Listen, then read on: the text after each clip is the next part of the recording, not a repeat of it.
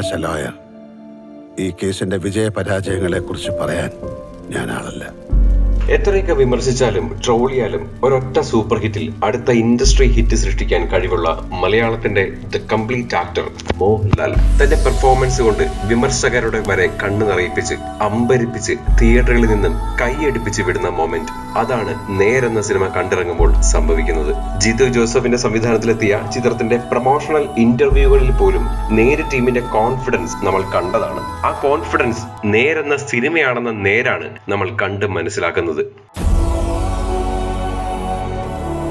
ഇനി സിനിമയിലേക്ക് നോക്കിയാൽ ചിത്രത്തിന്റെ കേന്ദ്ര സ്ഥാനത്തുള്ള ക്രൈം സംബന്ധിച്ച് പ്രധാന അന്വേഷണ ഉദ്യോഗസ്ഥന് ലഭിക്കുന്ന ഫോൺ കോളിൽ നിന്നാണ് നേരിന്റെ കഥ പറഞ്ഞു തുടങ്ങുന്നത്. അന്ധയായ ഒരു പെൺകുട്ടി റേപ്പ് ചെയ്യപ്പെടുന്നതാണ് കേസ്. പ്രതിയെ പോലീസ് വൈകാതെ അറസ്റ്റ് ചെയ്യുന്നു. വളരെ ഇൻഫ്ലുവൻസ് ഉള്ള കുടുംബത്തിൽ നിന്നും വരുന്ന പ്രതിക്ക് വേണ്ടി ദില്ലിയിൽ പ്രാക്ടീസ് ചെയ്യുന്ന മലയാളിയായ പ്രമുഖ അഭിഭാഷകനാണ് ഹാജരാകുന്നത്.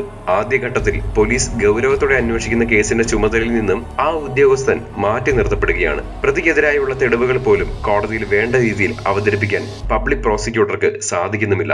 തുടർന്ന് മാറ്റി നിർത്തപ്പെട്ട പോലീസ് ഉദ്യോഗസ്ഥന്റെ സഹായത്താൽ ഒരു സ്പെഷ്യൽ പബ്ലിക് പ്രോസിക്യൂട്ടറെ പെൺകുട്ടിയുടെ കുടുംബം കണ്ടെത്തുകയാണ്. ആക്രമിക്കപ്പെട്ട പെൺകുട്ടി അന്ധയായതിനാൽ ദൃക്സാക്ഷി ഇല്ലാത്ത കേസിൽ പ്രതി കുറ്റം ചെയ്തോ ഇല്ലയോ എന്ന് കോടതിയിൽ തെളിയിക്കാൻ സ്പെഷ്യൽ പബ്ലിക് പ്രോസിക്യൂട്ടർക്ക് സാധിക്കുമോ എന്നതാണ് പ്രേക്ഷകർക്ക് മുമ്പിൽ ജിത്തു വെക്കുന്ന സസ്പെൻസ്. സിനിമയുടെ ഏറ്റവും നല്ല ഹൈലൈറ്റ് അല്ലെങ്കിൽ ഏറ്റവും വലിയ പോസിറ്റീവ് എന്താണെന്ന് ചോദിച്ചാൽ നിസ്സംശയം പറയാം, അത് മോഹൻലാൽ എന്നതാണ്. ദൃശ്യം 2 പോലെയുള്ള 1-2 ചിത്രങ്ങൾ ഒഴിച്ചു നിർത്തിയാൽ കഴിഞ്ഞ ഏതാനും വർഷങ്ങളായി തന്നിലെ നടനേക്കാൾ താരത്തിന്റെ ഇമേജ് ആണ് അല്ലെങ്കിൽ താരത്തിന്റെ വെയിറ്റേജ് കൊടുക്കുന്ന കഥാപാത്രങ്ങളാണ് മോഹൻലാലിന് ലഭിച്ചിരുന്നത്. എന്നാൽ അതിൽ നിന്നെല്ലാം വ്യത്യസ്തമായി വിഭിന്നമായ ഒരു കഥാപാത്രമാണ് നേരിലെ അഡ്വക്കേറ്റ് വിജയ് മോഹൻ. ഒരു കാലത്ത് മിടുക്കനായ അഭിഭാഷകനായിരുന്ന, എന്നാൽ ഒരു പ്രത്യേക സാഹചര്യത്തിൽ ബാർ കൗൺസിലിൽ നിന്നും 5 വർഷത്തെ സസ്പെൻഷൻ നേരിട്ട, കോടതിയിൽ വീണ്ടും പോകാൻ ആത്മവിശ്വാസം നഷ്ടപ്പെട്ട വിജയ് മോഹനിലേക്ക് ഒരു നിമിത്തം പോലെ ഈ കേസ് എത്തുകയാണ്. ഒരു വലിയ ഇടവേളയ്ക്ക് ശേഷം വളരെ കാമ്പുള്ള, വളരെ പെർഫോമൻസ് ഉള്ള ഒരു കഥാപാത്രത്തെ അയത്ന ലളിതമായി ലാലേട്ടൻ അവതരിപ്പിക്കുന്ന കാഴ്ച ഒരു മോഹൻലാൽ ഫാനിനെ സംബന്ധിച്ചും ഒരു സിനിമാ പ്രേമിയെ സംബന്ധിച്ചും വളരെ മനോഹരമായ ഒരു അനുഭവം തന്നെയായിരുന്നു. തന്നിലെ നടനെ മുന്നിൽ കണ്ടുള്ള കഥാപാത്രങ്ങളും കഥകളും വന്നാൽ അതിന് തന്റെ 100% ആത്മാർത്ഥത നൽകുമെന്നതിന്റെ ഏറ്റവും പുത്തൻ ഉദാഹരണം കൂടിയാണ് നേരിലെ അഡ്വക്കേറ്റ് വിജയ് മോഹൻ. സമീപകാലത്ത് നിരവധി പ്രകടനങ്ങളിലൂടെ ഞെട്ടിച്ച ജഗദീഷ് നേരിലും ആ മികവ് ആവർത്തിക്കുന്നുണ്ട്.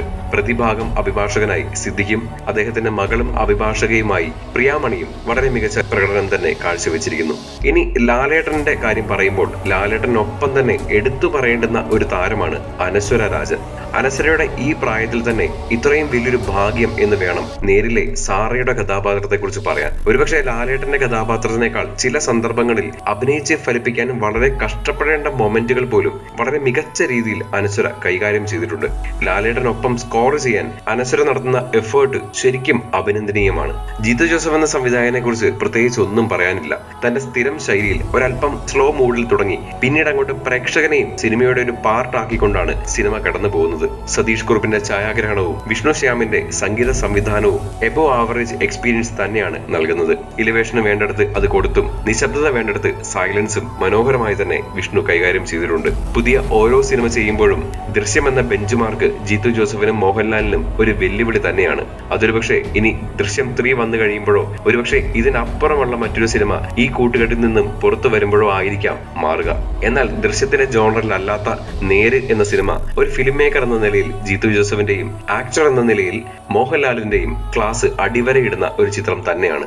മുൻധാരണകളൊന്നുമില്ലാതെ ടിക്കറ്റ് എടുത്ത് ധൈര്യമായി വളരെ മികച്ച ഒരു സിനിമയുടെ അനുഭവം നൽകാൻ നേരെന്ന സിനിമയ്ക്ക് സാധിക്കുന്നുണ്ട്. നേര് നല്ല നേരുള്ള ഒരു ചിത്രമായി കടന്നു പോകുന്നു. തൊട്ടടുത്ത തിയേറ്ററിൽ തന്നെ കണ്ടാസ്വദിക്കുക.